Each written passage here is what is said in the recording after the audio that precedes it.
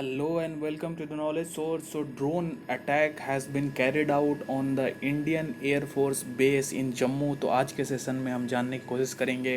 Last अगर हम देखें आज मिडनाइट के बाद तो ड्रोन से अटैक ऐसा आईजी के ने अभी कंफर्म किया है कि ड्रोन से ये जो अटैक किया गया है ये एक लो एक्सप्लोसिव अटैक था जिसमें कि ड्रोन्स को यूज़ किया गया है for the bombing of the certain area in the Indian air force in Jammu. तो आज के सेशन में हम जानने की कोशिश करेंगे और जो भी अपडेट्स होगा मैं आपको टाइम टू टाइम बताते रहूँगा। But before starting this session I would like to say you can join through our Telegram channel and the Facebook channel and don't forget to subscribe our YouTube channel also. So आज मैं बात करूँ to low intensity explosions जो थे वो आज midnight के बाद यहाँ पे जम्मू की जो एयरफोर्स स्टेशन है उस पर यहाँ पे ये बॉम्बिंग किया गया और इसमें सिक्योरिटी एजेंसीज़ ने जो भी यहाँ पे उनको सस्पेक्ट था कि जो ड्रोन से कैरी आउट ये अटैक किया गया था उसको आईजी ने अभी 2 घंटे पहले उन्होंने कंफर्म कर दिया है कि ये जो अटैक था वो ड्रोन से ही किया गया था। लेकिन अभी तक ये नहीं पता चल पाया है कि ये जो ड्रोन से ये अटैक्स किए गए थे क्या ये पाकिस्तान से तरफ से ये यूटिलाइज़ किया गया था या फिर इसको हैंडल किया गया था, क्या ये आईएसआई के द्वारा यूज़ किया गया था। और may be the possibility there is also a possibility that कि सर्टेन जो मिलिटेंट्स हैं लोकल मिलिटेंट्स कैन ऑल्सो ये कैरी आउट ये दिस अटैक। सो ये एक बहुत ही वरीसम सिचुएशन है not only for Indian army and the Indian air force but also for the those the man handling and the capacities under which this throughout we if you see the जिस तरीके से हमारे property को destructions होते हैं या फिर man की जो लाइफ्स है उसमें हमें देखने को क्षति मिल सकती है। तो ये बहुत ही एक वरीसम सिचुएशन है और यहाँ पे फोर्स ने ये कहा है कि जो भी ये ऑल्दो ये कोई डैमेज किसी तरीके का नहीं हुआ क्योंकि एक लो एक्सप्लोसिव इंटेंसिटी क्योंकि इसका बहुत ही कम था, लेकिन इन्वेस्टिगेशन अभी प्रोसेस में है और इंडियन एयरफोर्स का मानना है कि मे बी ये पाकिस्तान की तरफ से आईएसआई के द्वारा ऑपरेट किया गया था जो भी ये सिचुएशंस हैं। तो इसके अलावा अगर हम देखें जिस तरीके से हमारी जो मॉडर्न टेक्नोलॉजी कैपेबिलिटीज़ इन्हेंस हो रही है from the time to time, तो इसमें अगर हम देखें ड्रोन्स की यूटिलाइजेशन जिस तरीके से बढ़ रही है और अगर हम देखें ड्रोन्स की जो यूजिंग कैपेसिटी है वो बहुत ही लाइफ को बहुत ईज कर देगी, स्मूथ आउट कर देगी।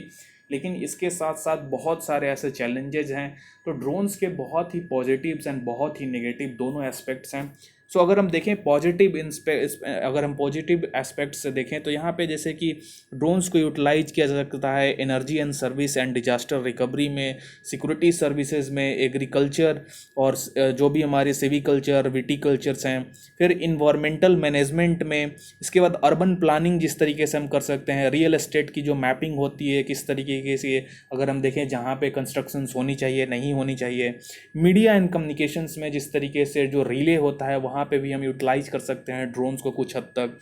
बिजनेस कॉमर्स में जैसे कि डिलीवरी ऑफ, अगर आपको मालूम होगा कि यूएस में कई ऐसे कंपनीज हैं जो कि पिज़्ज़ाज़ है या फिर ऐसे जो एसेंशियल प्रोडक्ट्स हैं उसको डिलीवर्ड करने के लिए drones they are utilizing it. इसके बाद रिक्रिएशन एंड एंटरटेनमेंट पर्पस के लिए भी ड्रोन्स को यूटिलाइज किया सकता है। तो आप देख सकते हैं कि ड्रोन जो है एक मल्टी डायमेंशनल कैपेसिटी के साथ वर्क करता है और इसमें अगर हम बात करें डिफरेंट कैपेसिटीज़ पे जिसको ये हैंडल करने की क्षमता है। लेकिन इसके साथ बहुत ही इसके नेगेटिव कॉन्सिक्वेंसेस भी हैं, जैसे कि अगर हम बात करें मल्टीपल कोऑर्डिनेटेड अटैक्स किए जा सकते हैं ड्रोन्स को और ये एक मॉडर्न वारफेयर में एक बहुत ही इंपॉर्टेंट वेपन्स भी माना जा रहा है। इसके बाद अटैक्स ऑन इकोनॉमिक इंफ्रास्ट्रक्चर भी किए जा सकते हैं। इसके बाद हम देखें एसेसिनेशंस भी कई बार इसको यूज़ किया गया है for assassinating the major political leaders. तो इस तरीके के सिनारियोज हमें ड्रोन्स की अगर हम बात करें नेगेटिव एस्पेक्ट्स भी नज़र आ रहे हैं। सो अगर हम बात करें जिस तरीके से रिमोट कंट्रोल्ड अटैक्ड एयरक्राफ्ट अगर हम देखें जहाँ पे डिफरेंट जो अगर आर्मीज़ हैं या डिफरेंट एयरफोर्स हैं जिसको ड्रोन्स को यूटिलाइज कर रही हैं अपने कैपेसिटीज़ में to enhance their capabilities in the modern warfare, जिसमें कि जहाँ पे पायलट सेंसर्स से यूटिलाइज करके जो भी सेंसर्स एयरक्राफ्ट की इंटेंसिटी और एक कोलेटरल डैमेज ना हो इसको ध्यान में मद्देनज़र रखते हुए जिस तरीके से ड्रोन्स को यूटिलाइज किया जा रहा है। स्पेशली अगर हम देखें अफ्रीकन कॉन्टिनेंट में जो है यूएस अपने एयरक्राफ्ट को हमें 24/7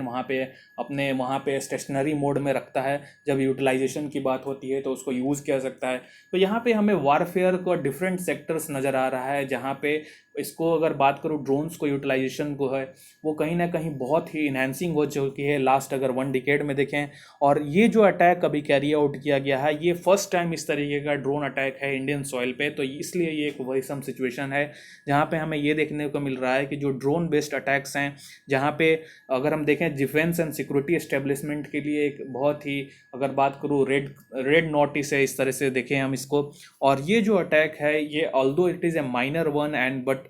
the modern day capabilities and the launching attack, there is also an possibility कि जो आने